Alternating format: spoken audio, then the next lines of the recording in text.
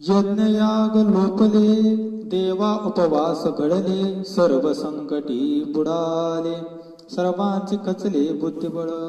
यज्ञयाग झाला नाही, मी आता सांगितलं ना. यज्ञ जर झाला नाही तर पाऊस पडेल कसा, पाऊस जर पडला नाही तर अन्नधान्य उत्पन्न होईल कसं. आणि म्हणून या ठिकाणी यज्ञ याग लोपले, यज्ञ याग या ठिकाणी बंद पडलेले आहेत.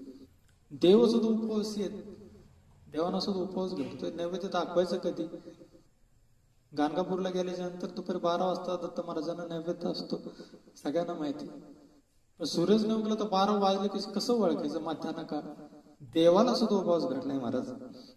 आणि सर्वजण संकटामध्ये बुडलेले आहेत आणि कोणाची बुद्धी चालत नाही, बुद्धिबळ खचले, असं दत्त महात्म्यात वर्णन आहे. सांगा आता काय करायचं? ब्राह्मण स्त्रीने शाप दिलाय सूर्याला,